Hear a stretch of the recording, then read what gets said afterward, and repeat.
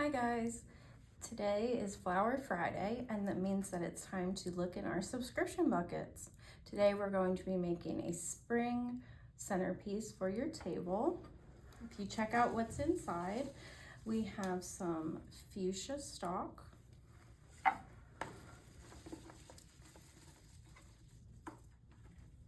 be very careful, double Lisianthus,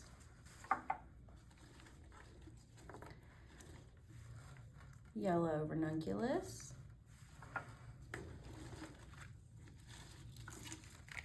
lavender Hyacinth,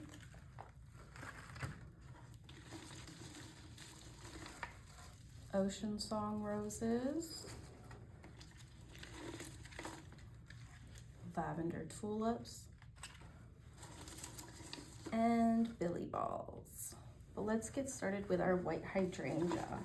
So we're going to do a hydrangea base. So when you're doing a hydrangea base, you're building out from the flowers as if they're growing through the hydrangea. Just looks a lot prettier than stuffing a bunch of greens. You want to clean up your hydrangea. Make it nice and full at the top. Take your raffia wire, wrap it around the laterals.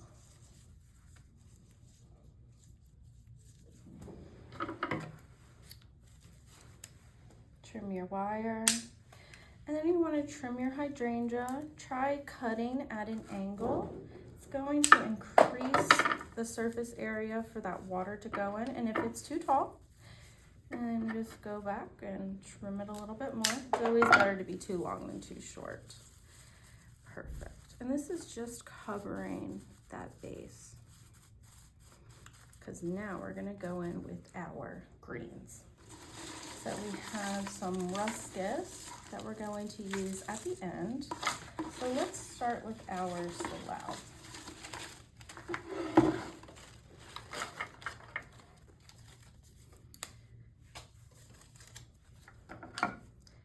We're just going to be greening all the way around. Make sure that you are inserting into the hydrangea, using that hydrangea as a base.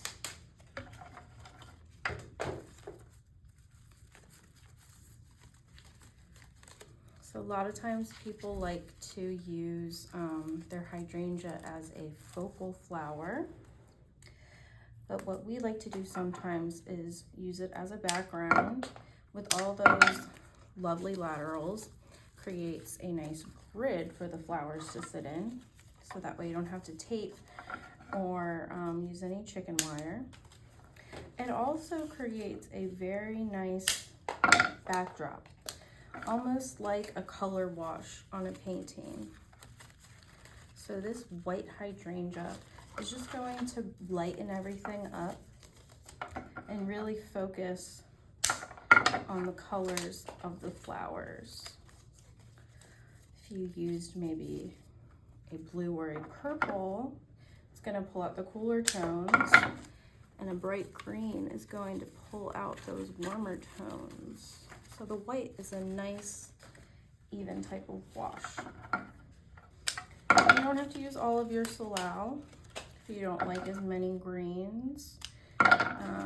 When I am doing a garden-y type of arrangement, I like having lots of greens. To me, it makes it look a little more natural, fresh picked type of look. Great. So now we are going to use our tulips. So these have a lot of greens on them. You're going to want to strip some of these greens. However many you want, you could strip all of them. But again, I like to leave some of the greens on there, making it look really full. Cutting at an angle, removing any greens that are cut off, and inserting at an angle. Now tulips, they actually grow in the water. They'll start to dance around, and they're going to be reaching for that sunlight. So be mindful in their placement and their height. You can feel free to cut them shorter if you want to do little to no maintenance, and they will grow taller as the arrangement sits and you water it. Or you can keep them at the desired length and then just be mindful that you may have to trim it as you keep your arrangement. Okay, we're going to put in our stalk, so a nice line flower. And notice how I'm keeping a triangle. The triangle is going to be prevalent throughout this design. Nice fuchsia line. These are going to protrude past my tulips.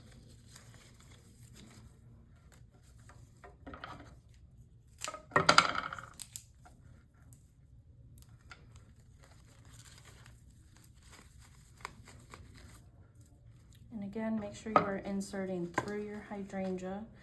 Helps to keep those stems in the proper position.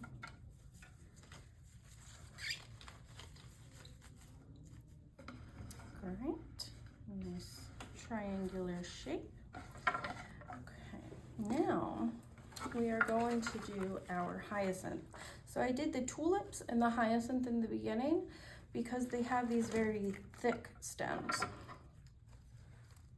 You want to make sure that there's enough space for them. Sometimes it's a little harder to jam them in as you go later on. With the hyacinth, I'm going to remove all of these leaves. And these little buds will start to open. They exude a very nice, perfumey type of scent. Perfect for this time of year.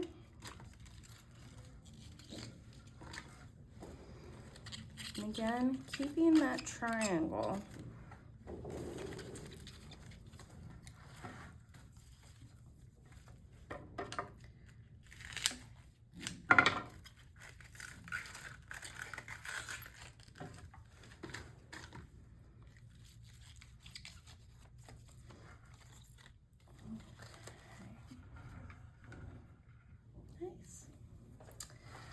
Next, we're going to do our Lisianthus.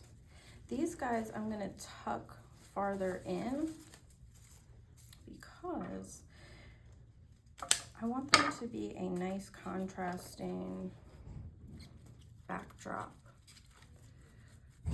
for these roses. It's almost like a nice black and white. You got your white hydrangea and the dark purple lizzie, creating a nice contrast for these brighter flowers such as the fuchsia and the bright yellow.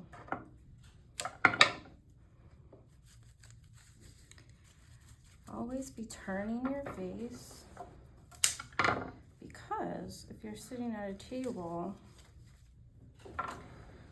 you want to have the flowers visible from all sides. All of your lovely guests can see these beautiful flowers.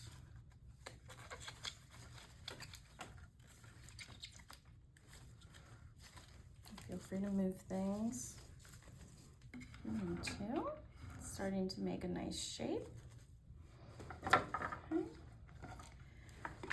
Now I do want to put some of these ruscus in before I add my roses and my ranunculus. These are going to be partially line flower or line greens, helping to extend our design upward. So that way the stalk aren't the only things sticking out. And then you can also, if you feel like you want a little bit more green, you can tuck those in on the sides. I think you have 5 in your bucket.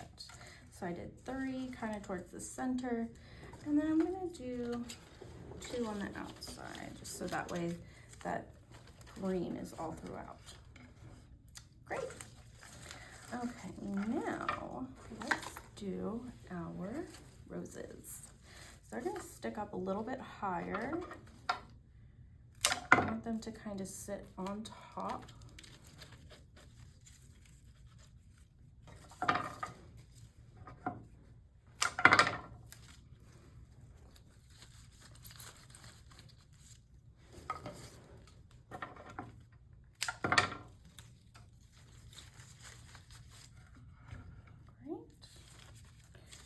Always spinning so that way you can see different heights and things. Make sure things are even. The ranunculus, if there's any petals that are drooping or damaged, feel free to remove them. Look how beautiful that is. These I'm gonna have kind of hanging out on the sides here.